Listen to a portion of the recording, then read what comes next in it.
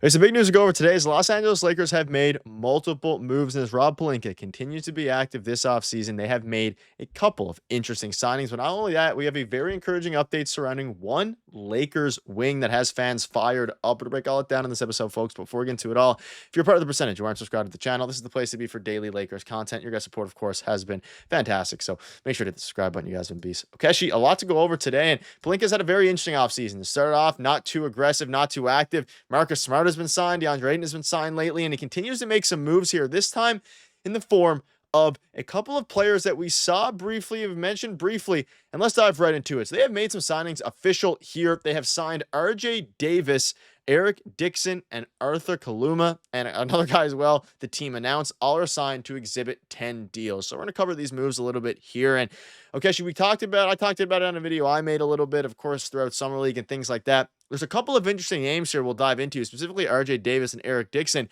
but they're signed to Exhibit 10 deals, and some very interesting players, with some of them having some success. And both of these guys, of course, were undrafted in this previous draft. Yeah, actually, all these guys are undrafted 4 and 5 year college players. So, like, that's another interesting wrinkle about that. So, these are more like mature guys. So, the Lakers I think they're trying to find a guy that just like has an NBA skill and can help them in some aspect. So, Exhibit 10, essentially, these are just training camp deals. So, these guys can be retained for their G League team if need be, down the line. But there is a spot that the Lakers do have open on their two-way. They signed Christian Koloko. They signed Manson from over the Warriors G League team. So there is an open two-way spot. So these guys are evidently fighting for that one spot, really, for that last two-way spot, because I don't believe they're going to get that last roster spot unless they really just turn out in training camp. But yeah, Eric Dixon and RJ Davis, those are two guys who had really good collegiate careers, and they RJ at least played in the summer league. Eric Dixon was supposed to, he was supposed to be on a two-way deal, but then he lost that due to the injury and stuff like that.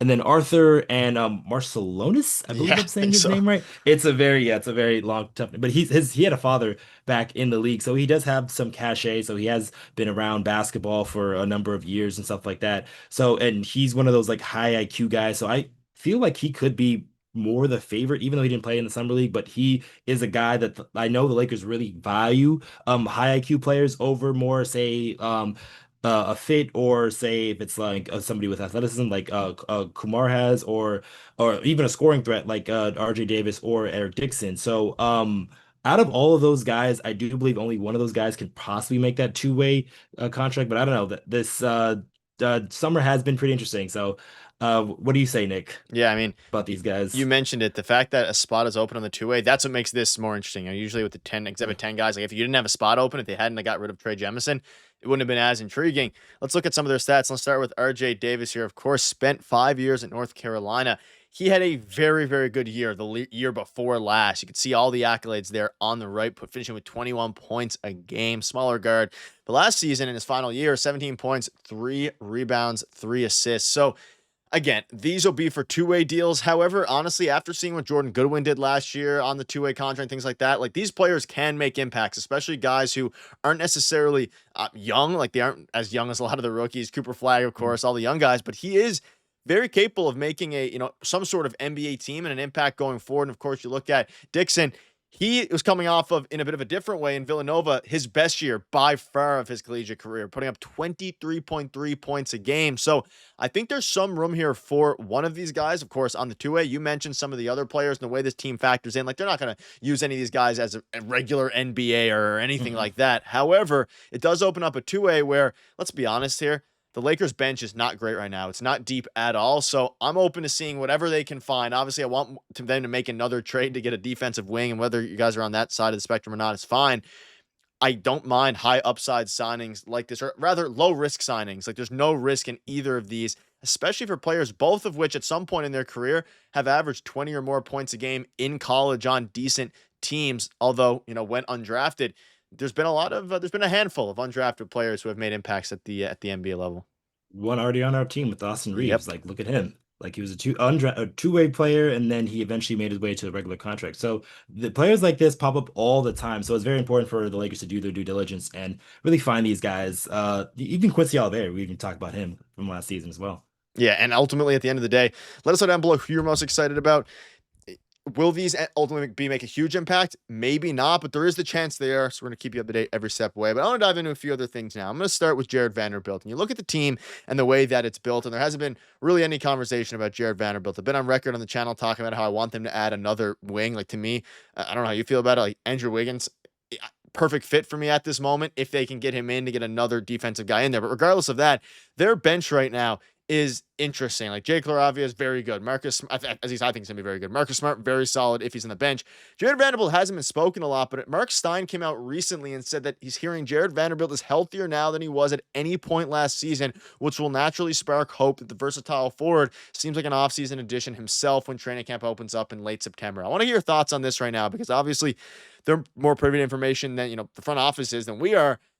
How do you feel about the Lakers bench, and specifically Jared Vanderbilt making an impact? So when I talk about this bench, I'm talking about, like in most videos, just Marcus Smart, Jake LaRavia, and then maybe Dalton, Knecht, and Gabe Vincent can have, some sort of impact here. Probably more likely for Gabe Vincent. I don't mention Vanderbilt too much because last season we saw his inability to hit threes.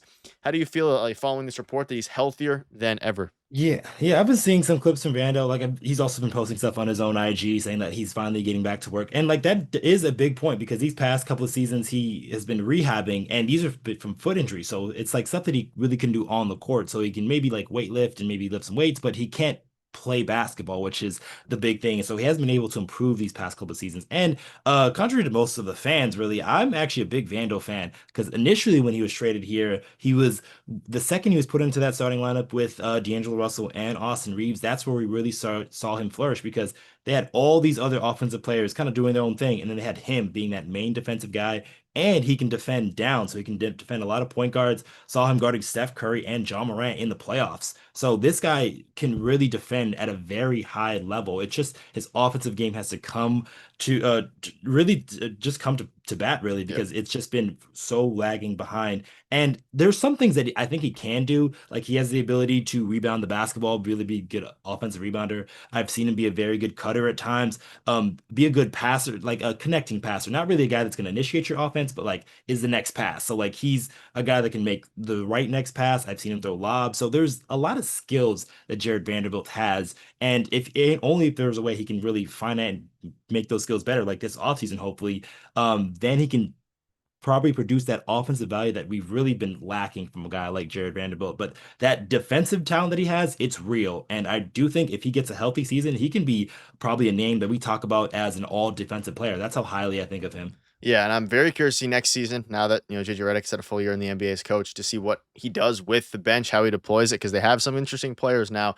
to work with, and especially to see how he deploys that starting lineup with Marcus Smart and, of course, some of the other players there. But that'll wrap it up. Let us know down below. Out of those signings, which are you most excited for, and do you think and believe in a Jared Vanderbilt bounce back? Thank you guys for watching. See you later.